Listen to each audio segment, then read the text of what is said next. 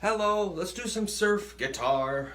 This is my Jaguar, which I've had really good luck with. This is my most stable instrument that stays in tune the best with any whammy bar action I want to do. It's got stock tuners.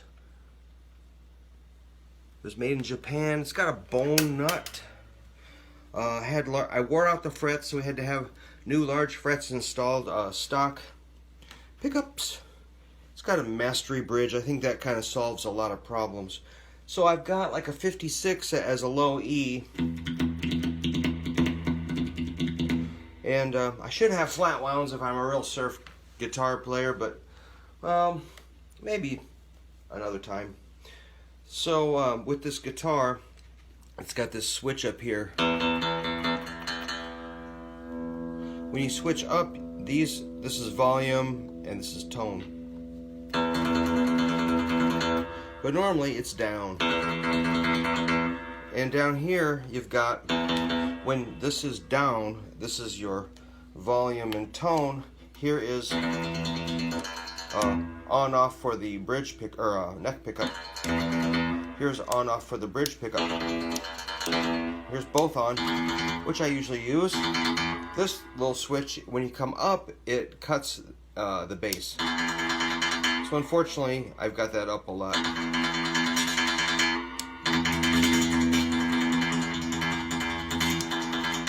So I was up late last night cleaning this and restringing it and tuning it and drinking beers. I was up till about 12:30. I fell asleep in my chair, just kind of caressing this guitar.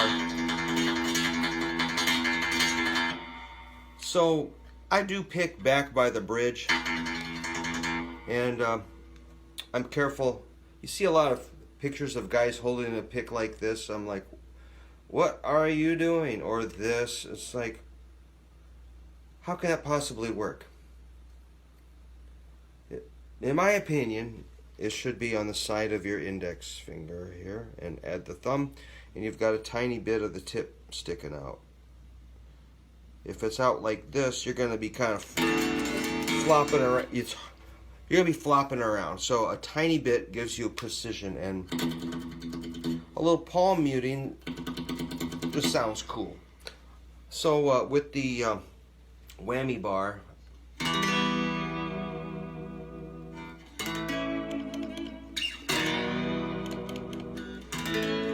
I pick a lot of simple chord things. I like the E minor to A major.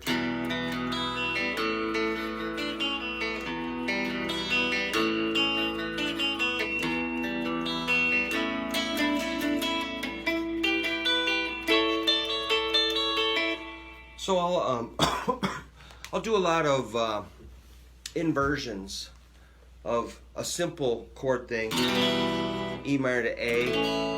I might go, or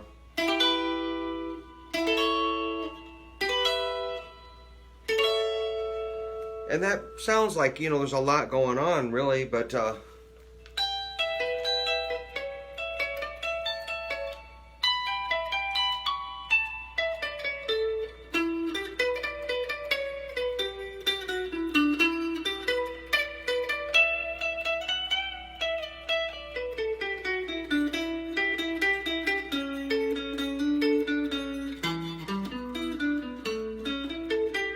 so I can, you know, if I wrote a song that just goes,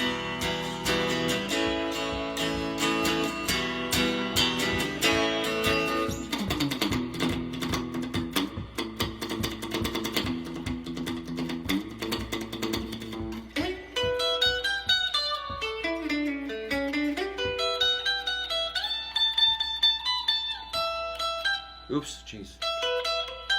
See, I'm always a little stumbly. It takes so much practice to be able to execute this kind of stuff smoothly. So it's a miracle when it comes together.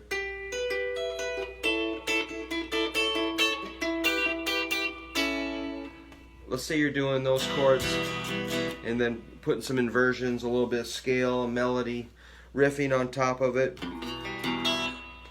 So let me back up a little bit. If I was going to play an E minor chord, the notes I would choose to improvise or build a riff or melody or fill on would be the three fundamental notes of E minor chord, which are E, G, and B. That's your root, flatted third, and fifth. Root, flatted third, fifth. Oops. Root, flatted third, fifth. Root, flatted third, fifth, root. So just those three notes gives you a huge palette. Plus, you're kind of hitting a bullseye every time with those notes. Versus a scale, you're kind of flailing around.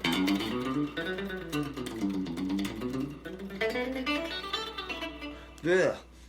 You know, I just can't execute. I'm not a scale wizard. I can barely keep up. But the root, third, fifth just sounds cool because each note is a component of the chord. And it's going to, like I say, it's a bullseye. You can't miss with an E, G, B. Then if we take it to an A, that's a triad. Root, minor, third, fifth.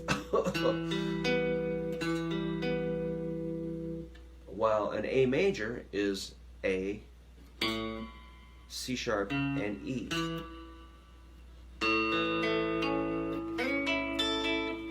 Which I just deal with them with shapes.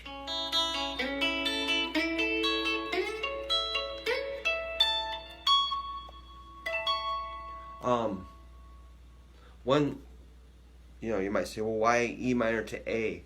Well, E minor is beautiful on guitar because if you hit all 6 strings, you're still in that key, open. Can't really miss there. And A is it's got 2 open strings that work, at least, maybe more. I guess all these notes are like in the key of an A7. So any of those open notes are going to work if you completely forget what you're doing. And but one reason E minor and A work together, they both share an E note. So if you're playing an E note,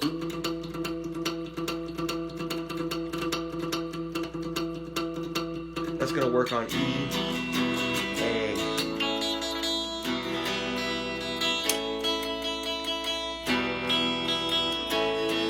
And you'll need another chord, maybe like a D, B minor, B, B minor, D, B minor. Now you might think, how are we going to get back to the B7 or the E minor? B minor. What if we make it a B7? Pulls us back to E minor. So that's what I do. I'll come up with something real simple and repeat it, beat it into the ground, and see if I can make something out of it. It's almost like chiseling away all the stuff that doesn't look like a surf instrumental song. And lots of repetition to keep it simple, easy to learn, easy to play. And then we'll eventually have to break out of that and take it higher or lower or somewhat, take a turn and do another simple thing. And then you realize, hey, we've got to get back to the original verse or original hook or riff. And so, that B minor, like it was D to B minor, D, B minor, D, B minor, and maybe a B7, which is major. The B7 kind of takes us to E minor. Sounds like these strings are stretching out. The B string. So then we're back to. So I have to think of a bass riff. Oops.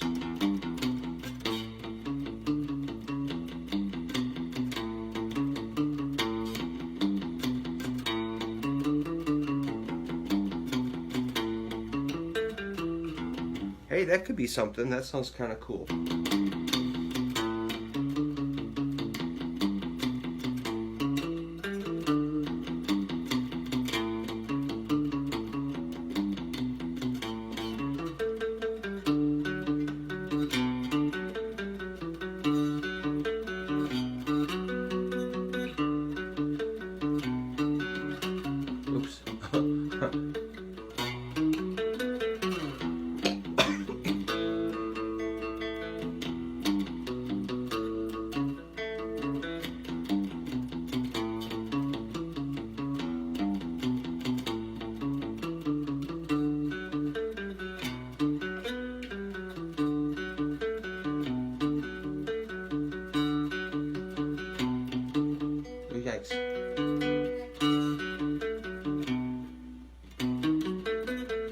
And then we need a third part.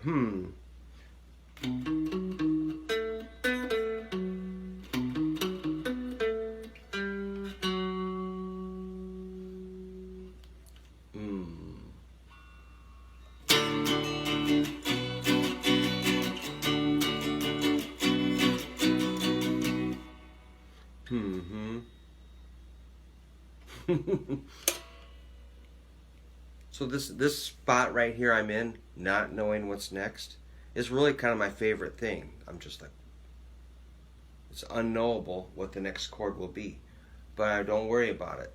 So I've got like kind of a verse and a chorus. I just need maybe another hook or a bridge or something, you know, like part C. And I'm not even going to worry about it. So I'd even go start recording it right now if I felt like it. I'd probably just like scrub some chords and with a click track and do it like, you know, 5 or 8 times until I came up with that third part. And then I grab a bass and then I'd start playing some lead guitar, and then I go do a drum track and we'd have a demo, and that's how a lot of the songs happen. Buddy, thanks for checking it out. All right, talk to you later.